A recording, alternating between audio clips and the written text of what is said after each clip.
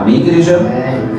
Nós iniciamos aqui o capítulo de número 5, como eu falei anteriormente, do capítulo 1 ao capítulo de número 3, Paulo vai deixar muito bem claro sobre quem somos em Deus, ou onde nós estamos em Deus.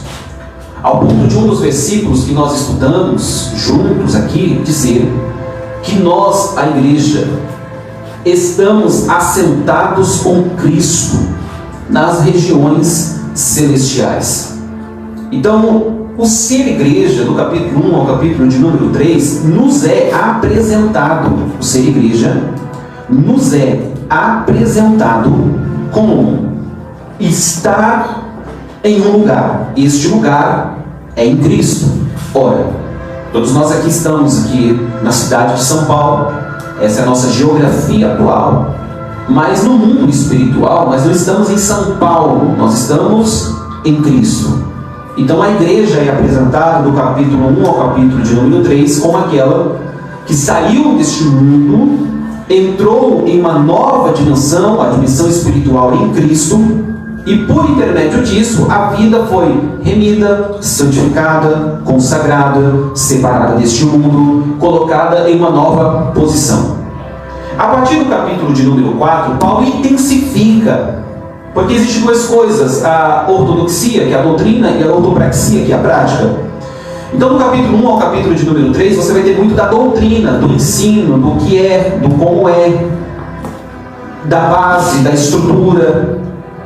Já a partir do capítulo 4, que foi a aula anterior, você vai perceber que Paulo está puxando um pouco mais para a ação da prática por intermédio daquilo que se sabe.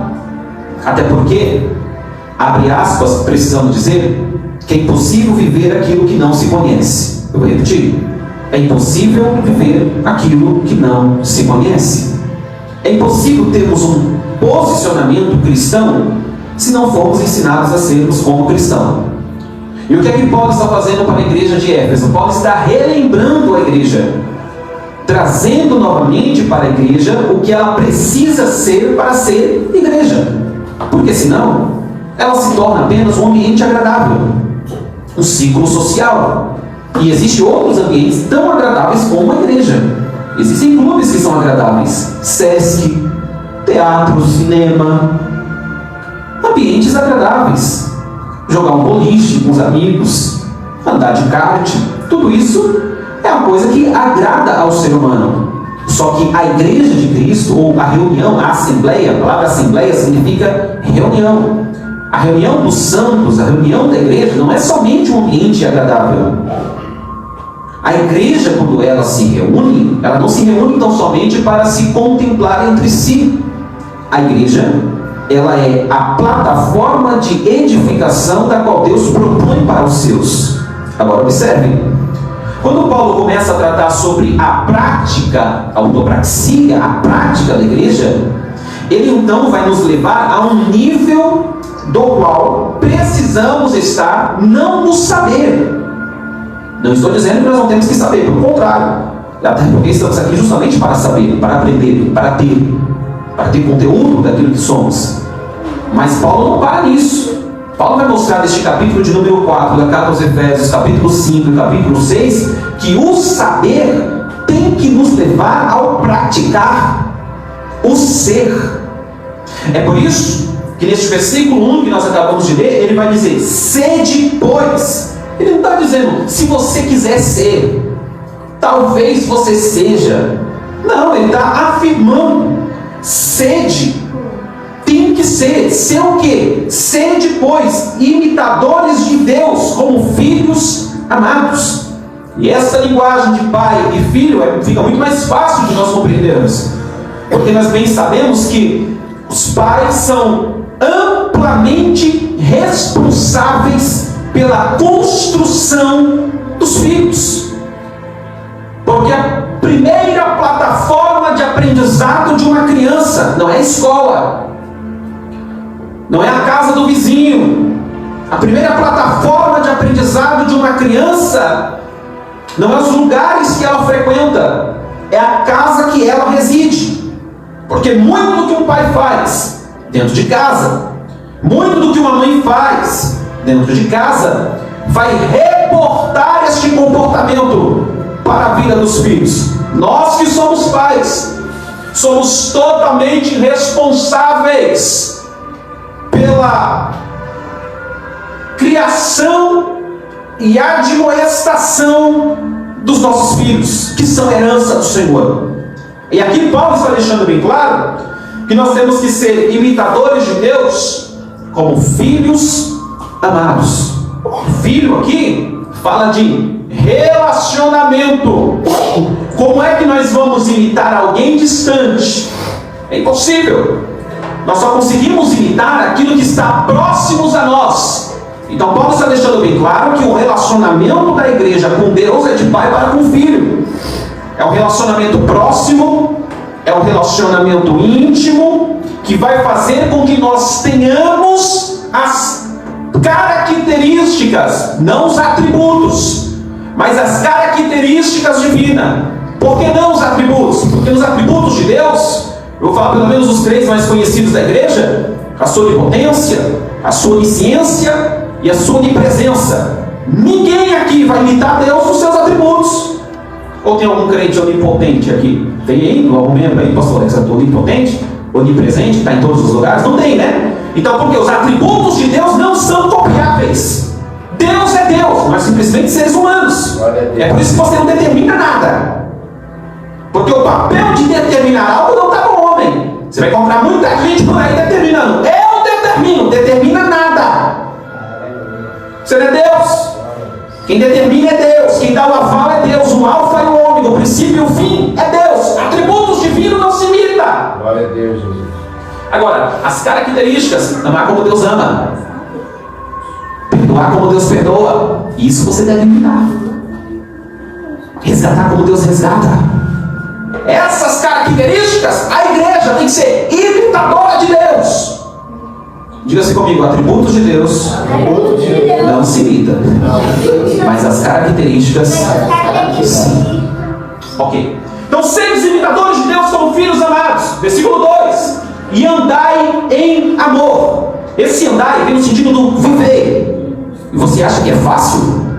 O que Paulo está colocando aqui para a igreja não é um leite com Nescau, não é uma lasanha, coisa boa e fácil de comer, né? Ou lasanha é bom, né? Não. O que Paulo está colocando aqui é uma coisa difícil. Eu não sei para vocês, mas pelo menos para mim é difícil. Porque é algo que mexe com a nossa estrutura existencial. Paulo não está dizendo assim: ame quem vocês querem amar, quem é fácil de amar. Paulo está dizendo para a igreja: andem em amor. Glória a Deus, Jesus. E andar fala sobre caminhos a passar. Não importa onde você passa, passe amando. Ande em amor. É uma ordenança para a igreja? Não é fácil. Sim ou não? Sim. Ou é fácil amar todo mundo? Ah. Mas não é sobre ser fácil ou ser difícil. É sobre ser igreja. Glória a Deus, Jesus. E no padrão do reino, na cosmovisão cristã, tem que amar. Ponto final. Aleluia. Andar em amor, como também Cristo vos amou. Por que Paulo tem a certeza que dá para andar em amor? Porque o padrão do amor da igreja não é Hollywood, não é Leonardo DiCaprio, não é Titanic. O padrão de amor da igreja é Cristo. Glória a Deus. Então, quando a gente sabe aquela pessoa que é difícil amar, todo mundo tem um amigo, um familiar, um parente, às vezes um vizinho, alguém que trabalha junto, alguém da escola, do curso, você olha e diz assim: meu Deus, aqui é difícil amar. Como é que a gente consegue amar esse tipo de pessoa? Não é olhando para a pessoa. Pensa em alguém que você, eu sei que você pensa rapidinho, você vai achar alguém rapidinho na sua mente aí, que você olha e fala: essa pessoa aqui, sangue e fogo, só Jesus na causa. É Jesus mesmo.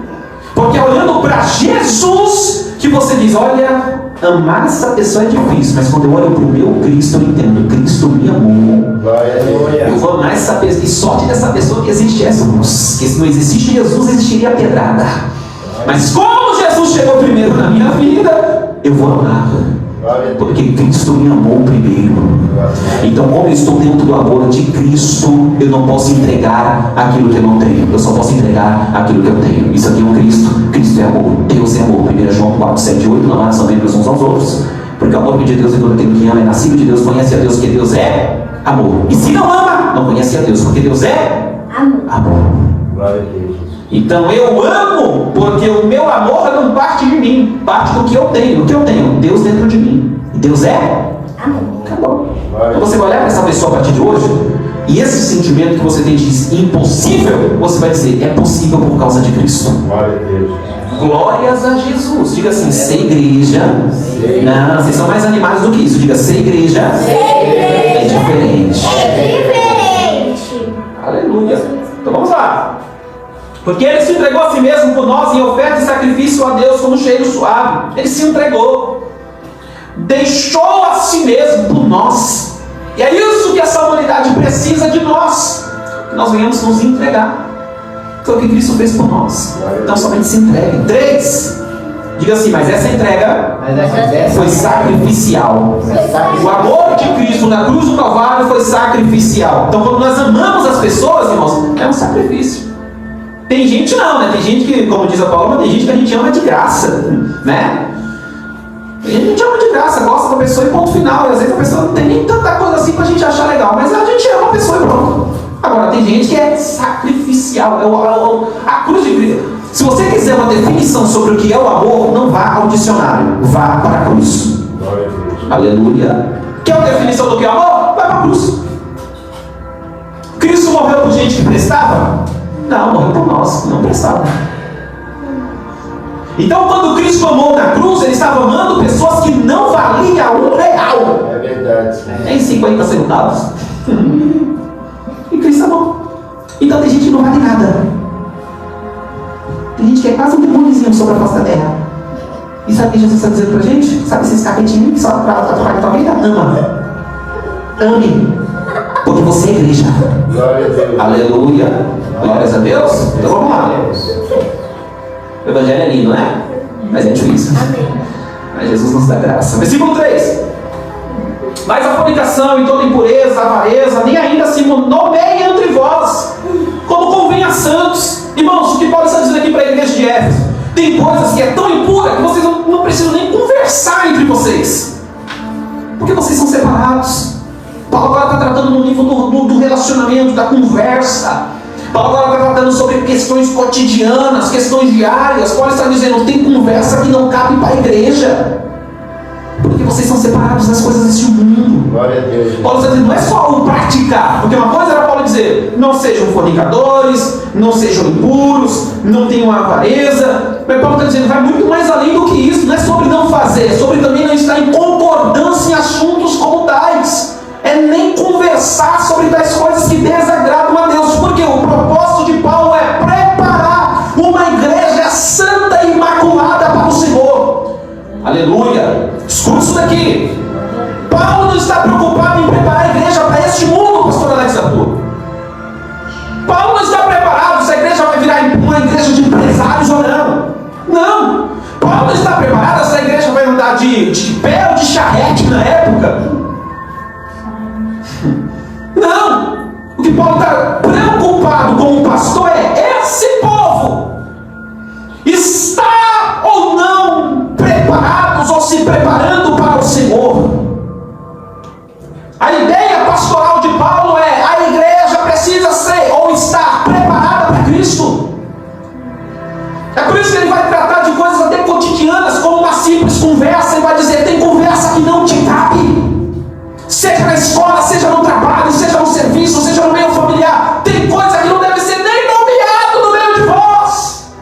Isso é doutrina, prática de vida cristã, e está sumindo nos nossos dias, porque parece que ser crente é só vir para os cultos de uma determinada igreja, participar de campanhas, receber vitórias, pagar envelopes e glória a Deus. Não, ser crente é prática de vida. Glória a Deus, Jesus. Aleluia. Glória a Deus. Nem torpezas, nem parvoíces, nem chocarrices, que não convém, mas antes que vocês falem ação de graças, porque bem sabeis isso, que nenhum devasso ou imundo, avarento, que idólatra, tem herança no reino de Cristo e de Deus. Paulo está preocupado com o reino. Herança não é algo presente. Herança, sempre a gente fala sobre herança, nós estamos falando sobre uma perspectiva futura. sobre aquilo que virá. Por que o cristão tem um comportamento diferente hoje? Porque os olhos dele estão fixos no amanhã. Por que o cristão se dispõe a viver uma vida diferente hoje? Não é que ele quer ser o diferentão, é porque ele sabe que este mundo é passageiro e que existe uma coroa de glória eterna reservada para aqueles que perseveraram até o fim. Glória a Deus. Então nós não vivemos diferentes simplesmente por sermos diferentes, mas porque nós aguardamos esperança, temos uma esperança vindoura. É por isso que nós vivemos diferente aqui, para podermos viver lá. Aleluia. Então Paulo está tratando a igreja. Ninguém vos engane com palavras vãs.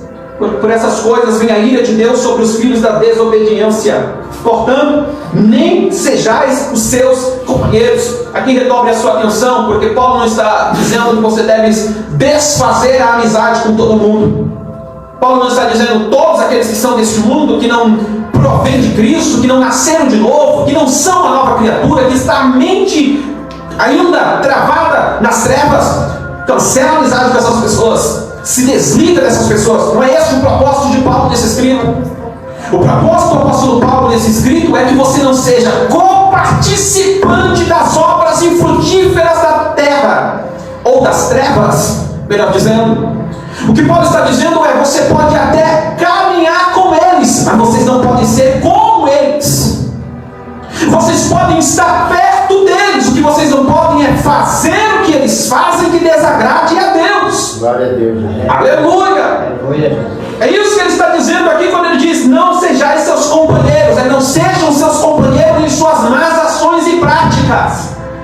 Porque senão daqui a pouco a gente ministra um texto como esse, aí vai que tem um novo convertido, até mesmo nas lives por aí, que escuta um negócio desse e vira um monge, né? Não, agora vou ter que ser um monge, vou ter que morar nos montes, porque eu sou super consagrado e não posso me misturar com ninguém. Não é isso que Paulo está dizendo.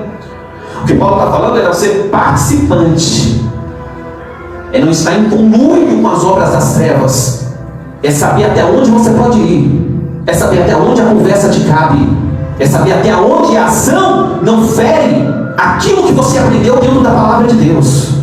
É ter limites. Eu gostei dessa palavra. Vida cristã é estabelecimento de limites. Até aqui eu posso ir, até aqui eu escuto, até aqui eu falo, até aqui eu participo, mas a partir daqui eu desagrado meu Deus, e eu não vou agradar os homens para desagradar a Deus. Aleluia. Eu não vou agradar minhas amizades e desagradar a Deus. Eu não vou agradar os meus familiares em pontos que vão desagradar a Deus. Por quê? Porque eu tenho limites. Aleluia. Porque em outro tempo, em outras épocas, versículo 8, em outro tempo vocês eram trevas, mas agora vocês são luz no Senhor. Andai como filhos da luz. Vocês não são mais trevas e não estão mais nas trevas. Aí Paulo vai dizer: agora vocês têm que andar dentro deste novo plano de vida que Deus deu para vocês, como luz. Luz em casa, luz na igreja, luz no trabalho, luz na rua que mora. Luz, vocês são diferentes, vocês iluminam. Onde vocês passam, a luz do Senhor passa com vocês. Sejam luz. Aleluia. Porque o fruto do Espírito está em toda bondade, justiça e verdade, aprovando o que é agradável ao Senhor. Fruto, prática, resultado. E não comuniqueis com as obras infrutuosas das trevas, antes condenai-as. Não comuniqueis. Em outras versões você vai ver a palavra: não participeis das obras infrutuosas das trevas, porque nem toda obra é luz. Obra fala sobre feito, fala sobre ação, aquilo que se faz, aquilo que se age. E o que Paulo está dizendo é: estas obras que não são luz, não tenham comunicação com elas. Essas festas que não são luz, não participem. Não comuniqueis com as obras infrutuosas das trevas. Aleluia. Porque o que eles fazem oculto, até dizer é torpe. Mas todas essas coisas se manifestam, sendo condenadas pela luz, porque a luz tudo manifesta. Por isso diz: desperta tu que dormes, levanta-te dentre os mortos e Cristo te esclarecerá. Paulo está dizendo sobre o presságio da época, que muita gente dormindo precisava ser despertada, levantada dentre os mortos, para que pudesse Cristo esclarecer. Aleluia! Portanto, vede prudentemente como andais, não como necios, mas como sábios. Esse andai novamente torna a dizer, vede prudentemente como vocês estão vivendo, se como loucos ou como sábios. Aqui Paulo está separando dois tipos de pessoas neste mundo: as que vivem de qualquer maneira e as que vivem sabiamente. E o que é sabedoria dentro da Bíblia Sagrada? É Salomão que vai revelar. O temor ao Senhor é o princípio, é o início, é a base, é a estrutura da sabedoria. Sabe o que Paulo está dizendo? Tem gente que vive sem temer a Deus, são loucos. Resumidamente, Paulo está dizendo: se não tem temor em nossas vidas, estamos vivendo como nécios, como loucos. E Paulo vai dizer: não vivei, não andai como nécios. É gente que vive como se Deus não existisse, como se não existisse Deus, como se não existisse céu, como se não existisse inferno. E já tem teólogo pregando, pastor pregando que o inferno não é uma realidade, que o inferno não existe, que a condenação não será eterna. Dizendo-se sábios, tornaram-se loucos. Não há temor. Estão perdendo o temor a Deus. Aleluias. Louvado seja o nome do Senhor. Remindo o tempo, porquanto os dias são maus. Este remindo o tempo vem no sentido de aproveitando um tempo da melhor maneira possível. E aqui eu vou abrir um parênteses, não é para me responder não, é só para vocês pensarem sobre como temos usado o nosso tempo. Eu vou melhorar um pouquinho mais isso daqui. Quanto tempo Deus tem tido de nós em nosso dia? Vou deixar você pensar uns segundinhos aí. Remindo o tempo porque os dias são maus. Aproveitando o tempo, valorizando o tempo porque os dias são maus. Como temos valorizado o nosso tempo? Ou onde temos usado o nosso tempo? E se tem uma coisa que o inimigo tem roubado da igreja, dos crentes, é o tempo. E aqui lá vai uma palavra de Deus para a tua vida.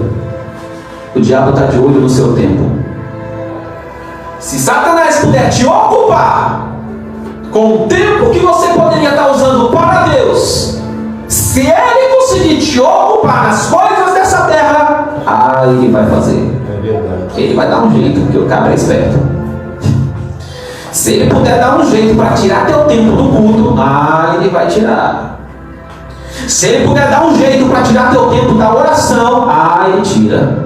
Se ele puder dar um jeito para tirar o teu tempo da evangelização, ele tira. Se ele puder dar um jeito para tirar o teu tempo dos dias de culto da igreja, ele vai tirar o teu tempo. Ele vai envolver você em um monte de embaraço, mas você vai perder seu tempo, remindo o tempo, porque os dias são maus. Se já era maus os dias de Paulo, imagina no nosso. Por isso, não sejam insensatos, mas entendei qual é a vontade do Senhor. A igreja de hoje não está ensinando sobre a vontade do Senhor. Quer encher um culto? Quem quer descobrir qual é o segredo para encher uma igreja? Pergunte-me qual. Não, se perguntar, eu não falo, dá trabalho para aprender. Pergunte-me qual. Esqueça a vontade de Deus. Monte culto para suprir, não a vontade do Senhor, mas para suprir a vontade das pessoas. Pronto. Você vai encher a igreja de pessoas. Esqueça a vontade de Deus. Coloque como prioridade a vontade do povo. O que o povo quer? O que o povo está interessado? O povo quer Deus? Não, ninguém quer Deus. O povo não quer Deus. Essa geração quer o que Deus pode dar. Então quem tinha uma igreja começa a oferecer aquilo que Deus pode dar para elas. Vai me encher de gente. Igrejas cheias de pessoas, mas vazias de Deus.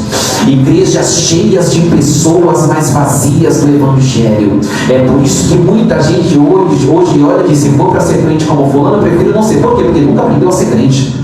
nunca viveu como crente, nunca participou de um culto de ensino, nunca foi ensinado, nunca foi doutrinado, nunca foi discipulado. E aí dá para se abrir 300 igrejas dentro da cidade, encher-las de pessoas vazias de Deus, que querem viver os seus próprios desejos, suas próprias vontades. Mas Paulo vai dizer no versículo 17 do capítulo 5 da carta aos Efésios: por isso, não sejam insensatos, mas entendam qual é a vontade do Senhor. Não é a minha vontade, é a do Senhor. Não é a sua vontade, é a vontade do Senhor. Aleluia, glória a Deus. 18. E não vos embriagueis com vinho em que há contenda, mas enchei-vos do Espírito. Paulo aqui não está falando sobre o beber ou não beber. Paulo aqui está tratando sobre a consequência que o vinho traria, ao ponto de dizer: no vinho que há contenda, o embaraço que vai trazer contenda, o beber, o vinho, embriagar-se, aquilo que te embriaga e traz contenda. Porque aqui nós podemos fazer de uma forma um pouco mais genérica e entender que não é só o vinho que embriaga as pessoas que levam a contendas. Existem coisas, situações da vida que têm embriagado os crentes ao ponto de levá-los a contendas. O que Paulo está tratando aqui é sobre o real propósito da igreja, que não é se envolver com coisa que vai trazer embaraços. Qual é o propósito? Encham-se do Espírito Santo, porque a ideia do vinho aqui é aquilo que traz prazer. Só que o prazer da igreja não está naquilo que ela bebe. O prazer da igreja não está naquilo que ela assiste. O prazer da igreja não está naquilo que ela escuta. O prazer da igreja não está em alguém que ela abraça. O prazer da igreja está no poder do Espírito Santo dentro da igreja, que vai trazer resultado. O resultado do embriagar-se com vinho, Paulo vai citar um dos resultados: contendas. Mas agora, o encher-se do Espírito Santo traz Deus para a vida do crente. E é uma ordem imperativa. Não é se você quiser seja cheio, é seja cheio. Não é assim: o crente quiser ser cheio, seja cheio. Quem não quiser, não seja. Não, Paulo está dizendo: seja cheio do Espírito Santo. Sejam cheios do Espírito Santo. Vivam cheios do Espírito Santo. Aleluia. Aleluia. Falando entre vós com salmos, hinos. Ora, tem como falar entre vós sozinho? Não. Então Paulo está dizendo assim que viver como igreja é viver em comunidade. Eu sou crente, mas não gosto de crente. Eu não lido com pessoas, prefiro meus animais. Eu já vejo crente dizendo isso: eu prefiro meu cachorro. É que não é crente. É que ainda não se converteu, não nasceu de novo, não é uma nova criatura. Diga assim: impossível. Amar a Deus e não amar os filhos dele. Vocês já pensaram alguém olhar para você assim e dizer assim: eu até amo você, mas seu filho, só o Espírito para nos segurar numa hora dessa. Tem como dizer: eu amo a Deus, mas não amo a igreja dele? É a mesma coisa dizer assim: eu amo você, mas não amo seu filho. Gosto de você, mas não gosto da sua filha. É impossível servir a Deus e não amar quem Deus ama. Aleluia. Glória a Deus. Dando sempre graças por tudo a nosso Deus e Pai, em nome de nosso Senhor Jesus Cristo. Aqui lembra aquele outro versículo na Bíblia que diz: em tudo dai graças. Não é que você vai bater o carro e falar: ei, graças a Deus, bati o carro. Não é isso. Né? Nossa, estou enfermo. Em tudo dai graças a Deus eu estou enfermo. Não, misericórdia, você está enfermo. Vamos orar para Deus te curar. Esse em tudo dai graça vem no sentido do ser grato a Deus, do estar agradecido a Deus. Não é agradecer pelas calamidades. Você não vai ficar doente e falar assim: que bom, Senhor, que eu estou doente, manda mais. Tu não é doido. Você tem consciência, tem mentalidade. Até porque a Bíblia diz: chorai com os que choram. Se alegrar com os que se alegram, mas chorai com os que choram. Tem coisa que a gente não dá graças a Deus, tem coisa que a gente pede misericórdia a Deus. Então esse tudo da graça é ter um coração grato a Deus. Não é agradecer pelas calamidades, é o ter um coração grato ao Senhor. Vamos lá.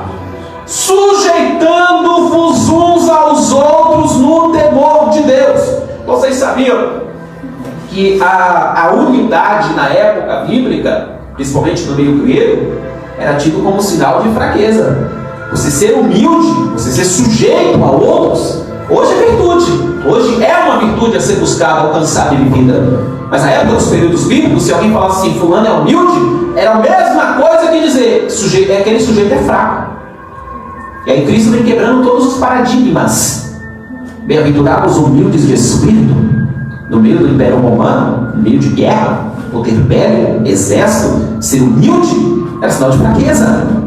E aqui Paulo está dizendo, sujeitando-vos uns aos outros no temor de Deus, sendo sujeitos uns aos outros, agindo uns para com os outros com humildade e prestatividade.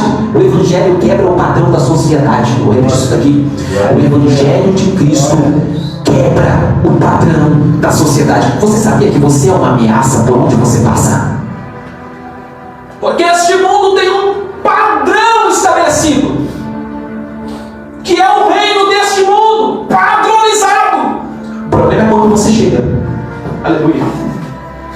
O problema é que quando você chega no meio da sua família, o problema é quando você chega no seu trabalho, lá já tem um padrão estabelecido.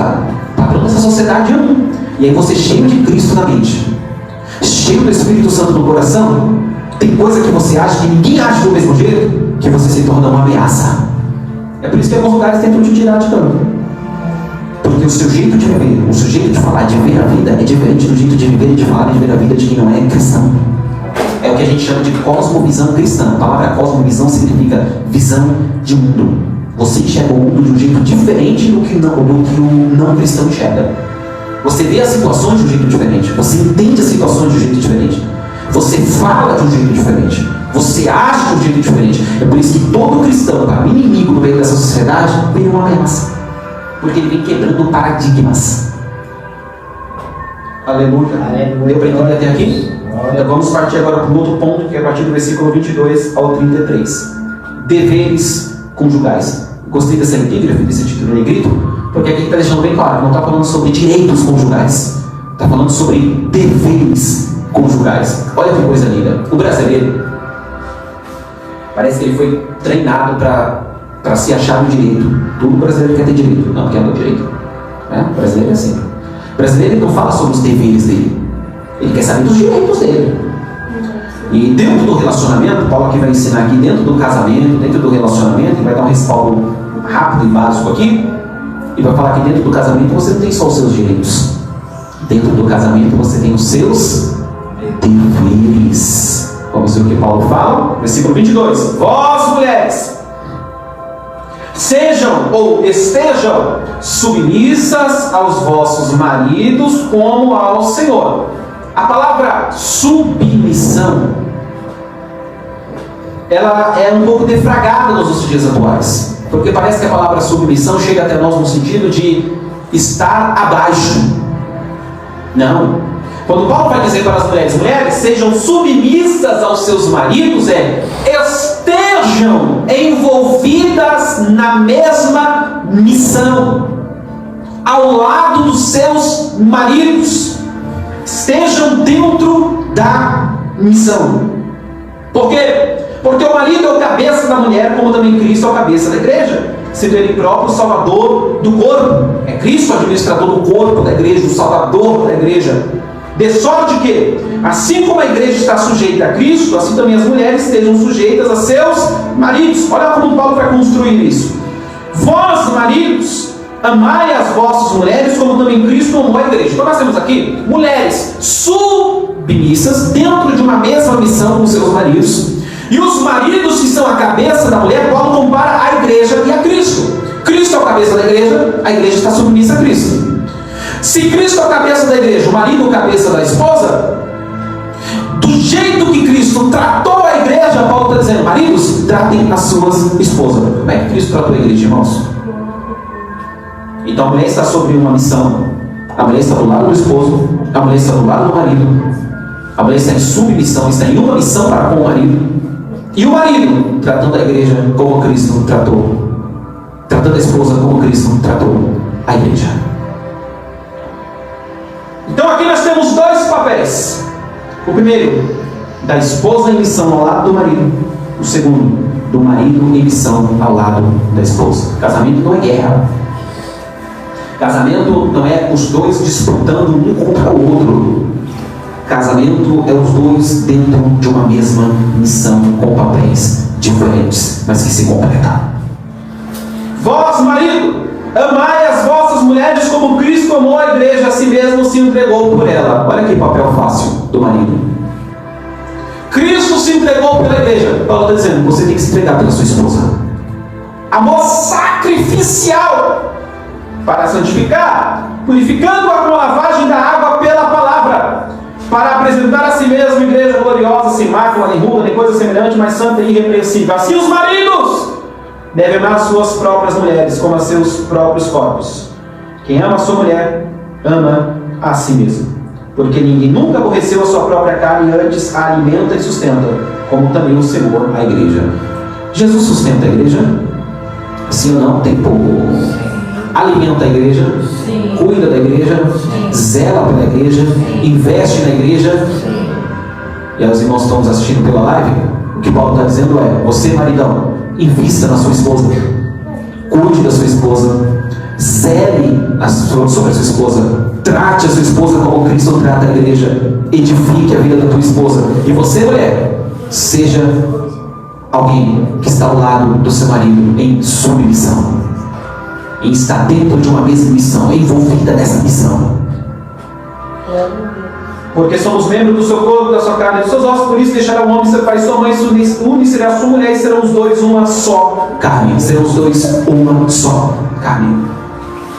Versículo de número 32. Grande é este mistério, digo, porém, a respeito de Cristo e da igreja. Assim também vós, cada um em particular, ame a sua mulher como a si mesmo. E a mulher respeite, reverencie o seu marido. Dentro dessa sociedade em Éfeso, uma sociedade totalmente promíscua, uma sociedade com tantas prostituições, tantos templos a tantos deuses, onde os cultos, podemos falar ainda da época, os cultos a deuses dentro dos templos eram tidos com muito tipo de violação da castidade, violação da santidade, cultos promíscuos, culto totalmente voltado a orgias, as coisas horrendas. Paulo está tratando dentro da igreja, dizendo sobre o relacionamento do marido para com a esposa, da esposa para com o marido.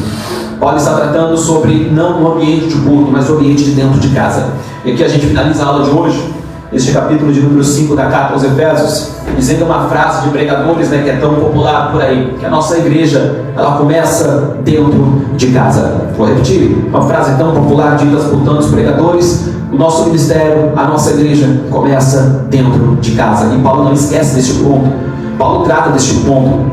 E aqui a gente finaliza dizendo que muito do que nós vemos nos dias de hoje, muitos problemas que nós vemos dentro da igreja, às vezes é apenas um reflexo do que está acontecendo dentro de casa.